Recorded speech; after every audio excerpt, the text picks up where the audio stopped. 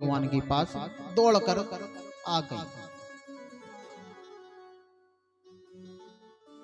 जैसे आप कथा में अपना अपना काम छोड़ के आ गई, जैसे ही भगवान के पास सारी गोपियां पहुंच गई।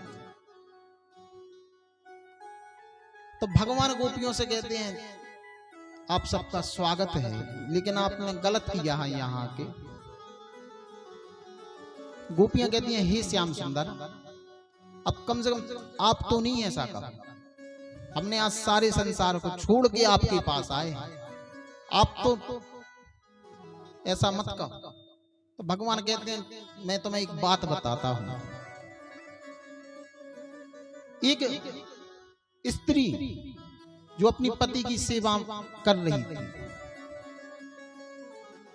पति की सेवा कर रही थी, और उसी स्त्री का बच्चा जो घुटमुन चलता था, घुटमुन चलते चलते जा रहा था और आगे अग्नि जल रही थी।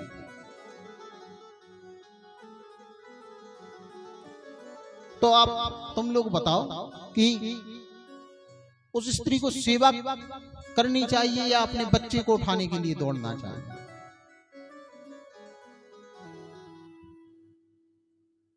सेवा करती रहे या अपने बच्चे को दौड़े उठाने के लिए? स्त्री सेवा करती रही और बच्चा जाके अग्नि में गिर गया। लेकिन उस पतिव्रता की सेवा का फल से, उस पतिव्रता स्त्री की सेवा के फल से उस बच्चे को कुछ नहीं हुआ, अग्नि अपने आप शांत। तो गोपियां कहती हैं भगवान हम भी आपसे एक बात कहना चाहते हैं। एक स्त्री का पति परदेश गया है, एक स्त्री का पति परदेश गया है नौकरी करने के लिए। उसके जाने के बाद वह स्त्री अपने पति की पूजा सेवा उसके फोटो में करती। तो एक दिन वह स्त्री अपने पति की सेवा अपनी फोटो में, पति की फोटो में कर रही थी। उसी समय उस स्त्री का पति परदेश से लौटकर घर के दरवाजे पर आकर खड़ा हो गया, दरवाजा बजा रहा। तो अब आप बताएं श्याम सुंदर, उस स्त्री को क्या करना चाहिए?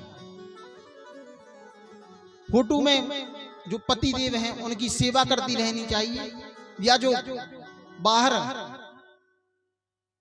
स्वयं खुद खड़े हैं उनके लिए गेट खोलने जाना चाहिए? पतिव्रत सेवा आपने कही है, तो अब आप बताएं कि उसे क्या करना चाहिए? तो यजमान जी को नींद आ गई।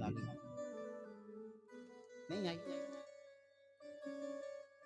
अच्छा, भाव में है। बोली भक्तवत्सल भगवान की जय। तो अब आप बताएं श्याम सुंदर उसको क्या करना चाहिए? वह गोपी तुबता में है। तो भगवान कहते हैं जब उसका पति साक्षात रूप में वहां आ गया तो फोटो की पूजा करने से क्या फायदा? दौड़कर पति का गेट खुलना चाहिए। अब गोपियां कहती हैं प्रभु हम आपसे जीत गए, क्योंकि वास्तविक रूप में परम पिता परमात्मा तो आप ही हैं, और हम तो फोटो वाले उस पति को छोड़कर आए हैं। हम तो आप